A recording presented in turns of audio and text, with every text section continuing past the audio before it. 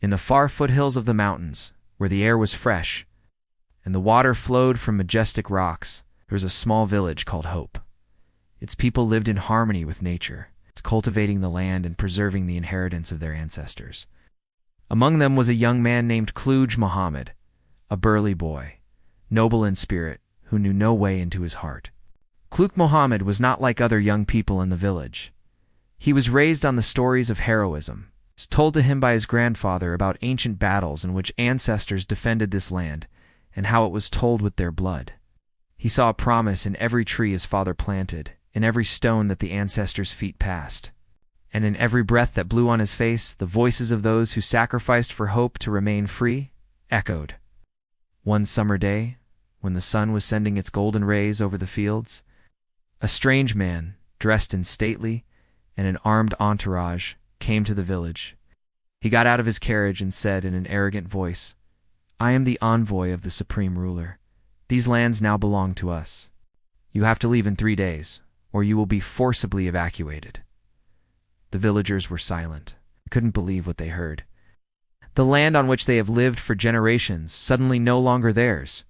The elders and the youth gathered, and the first to advance among them was Kluj Mohammed, his face burning with anger, and his voice bearing the solidity of the mountains. "This land is not for sale. It is not for usurpation. We are its children, and we will remain there until the last breath." But the enemies would not have retreated easily. At night, strange carts began to surround the village. They brought soldiers, weapons that the people of Hope had never known before.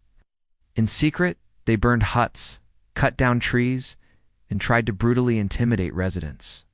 Kluj Mohammed met with the villagers in the old square and said, "We're not leaving. We'll not be afraid. We know the earth. We know the mountains. We'll resist not only with arms but with determination, with wisdom, with unity." The resistance of Kluj Mohammed began. He led groups of young men at night on patrols to protect the village. He built trenches, erected barriers, and used their knowledge of mountain passes to confuse the enemy. They used fire signals to communicate and planned in silence, as their grandparents did. One night, the enemies attacked hard, and a fierce battle broke out on the outskirts of the village. Kluj Mohammed stood in front, waving the sword of his ancestors, fighting as if carrying the spirit of the whole village in his chest. He would fall soldier after soldier, shouting, "This is our land. You'll never have it." But the enemy was heavily armed, tens of times more than the villagers. Kluj Mohammed was shot in the shoulder, but did not back down. He stormed the enemy's command post and set it on fire, prompting the soldiers to retreat in chaos. Taking advantage of the turmoil, the villagers regained control and forced the enemies to withdraw temporarily. After days of fighting and resistance, news of the battle reached nearby towns.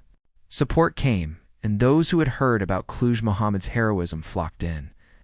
He became a symbol of resistance, not only in the village of the mother, but in the entire mountains.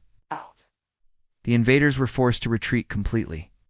The earth declared that it belonged to its people, with the sound of the blood that was shed for it, and the echo of the victory that reverberated throughout it. Despite his injury, Kluj Mohammed walked back among the wheat fields, his face covered in battle dust, but his eyes shimmered with pride. He sat next to a tree planted by his grandfather decades ago, and whispered to her, "I protected you, Grandpa. Your promise was not in vain." From that day on, Kluj defined Mohammed as the hero who stood alone, and all the mountains woke up behind him.